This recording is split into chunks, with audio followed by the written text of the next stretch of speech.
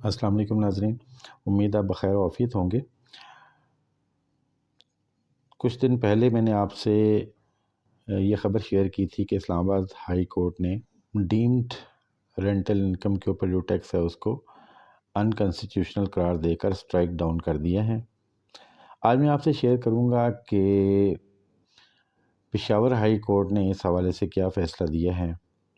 یہ میرے سامنے خبر ہے بزنس ریکارڈر کی 15 فروری 2024، اور اس میں یہ کہا گیا ہے کہ پشاور ہائی کورٹ نے یہ ڈکلیئر کیا ہے کہ section 7E of the income tax ordinance 2001 جو کہ اموویبل پراپرٹی کے اوپر ٹیکس لگاتی ہے ایک ڈیمنگ کلاس کے تحت، وہ کیپٹل ویلیو آف ایسٹس کے ٹیسٹ پہ کوالیفائی نہیں کرتی، اور اس لیے legislative competence of the parliament کے خلاف ہے، اور اس لیے یہ سٹرائک ڈاؤن کی جاتی ہے، یعنی یہ ختم کی جاتی ہے۔ اس حوالے سے ایک divisional bench Peshawar high court تھا جس میں یہ پٹیشن چل رہی تھی، لطیف حکیم اینڈ ادرس کی، اور اس میں اس بینچ نے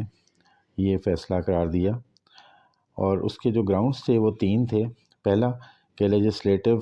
انکمپیٹنس آف پارلیمنٹ، کہ پارلیمنٹ جو ہے وہ لیجسلیٹولی انکمپیٹنٹ ہے کہ وہ اس طرح کا ٹیکس لگائے۔ سیکنڈ، لیوی جو ہے وہ ڈسکریمنیٹری ہے، اور تیسرا انہوں نے کہا تھا کہ یہ جو ٹیکس ہے یہ کنفسکیٹری نیچر کا ہے۔ ان 3 بیسز کے اوپر پشاور ہائی کورٹ نے سیکشن 7E یعنی کہ ٹیکس آن ڈیمڈ رینٹل انکم کو سٹرائک ڈاؤن کر دیا ہے۔ اور سید ارشد علی جو جسٹس تھے انہوں نے اپنی ججمنٹ میں کہا کہ in view of the clear bar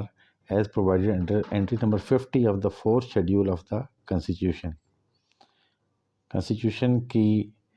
4th schedule کی اینٹری نمبر 50 کے مطابق پارلیمنٹ کے پاس یہ جورسڈکشن نہیں ہے کہ وہ اموویبل پراپرٹی کے اوپر ٹیکس امپوز کرے۔ فیصلے میں یہ بھی لکھا گیا کہ پارلیمنٹ کے پاس یہ جورسڈکشن موجود ہے کہ وہ capital value of the assets کو ٹیکس کرے entry number 50 of the 4th schedule of the constitution کے مطابق، اور capital value of the assets کا مطلب ہے inseparable complete whole of the property both movable and immovable. تو کیپٹل ایسٹس میں موویبل بھی آتے ہیں as well as immovable assets بھی آتے ہیں۔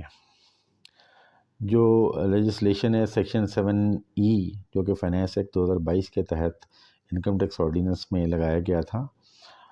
وہ اموویبل پراپرٹی کے اوپر ٹیکس لگاتا ہے ڈیمنگ کلاس لگا کے، اور وہ کیپٹل ویلیو آف ایسٹ کے اوپر کوالیفائی نہیں کرتا، اس لیے یہ لیجسلیٹو کمپیٹنس کے خلاف ہے، اور اس لیے اس کو ختم کیا جاتا ہے۔ اور اس حوالے سے کورٹ نے یہ بھی نوٹ کیا کہ پارلیمنٹری ڈیبیٹ جو اس حوالے سے ہوئی ہے وہ کلیئرلی مینشن کرتی ہے کہ آبجیکٹیو کیا تھا کہ ٹیکس کیا جائے in realized income of the immovable property through a deeming clause. Immovable property کی چونکہ پرائس بڑھتی رہتی ہے تو اس کی جو پرائس بڑھنے کے اوپر وہ ریئلائز تو تب ہوگی جب وہ سیل ہوگی، اس سے پہلے اس پہ ٹیکس لگا دینا on the basis of its fair market value۔ تو fair market value section 68 of the ordinance میں ڈیفائن کی گئی ہے، اور جو لیجسلیشن یا پارلیمنٹ جنہوں نے یہ لاگو کی تھی سیکشن 7E ان ریئلائزڈ انکم کو وہ ٹیکس کرنا چاہ رہے تھے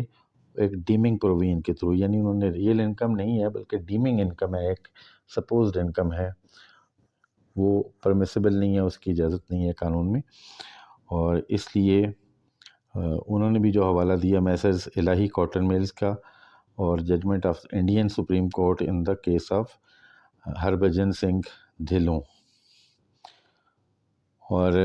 یہ ڈیٹیل تھی اس فیصلے کی۔ اس فیصلے کو ڈیٹیل میں اگر آپ پڑھنا چاہیں تو آپ گوگل پہ سرچ کر کے آپ بزنس ریکارڈر کی یہ نیوز کمپلیٹلی پڑھ سکتے ہیں۔ بہرحال اندر گڈ نیوز کہ پشاور ہائی کورٹ نے بھی سیکشن 7E کو اللیگل قرار دیتے ہوئے سٹرائک ڈاؤن کر دیا ہے، یعنی اب یہ کے پی میں بھی یہ لا اپلائی نہیں ہوگا۔ اپنے کمنٹس کا اظہار کیجیے گا، میرے چینل پر نئے ہیں تو سبسکرائب کر لیجیے۔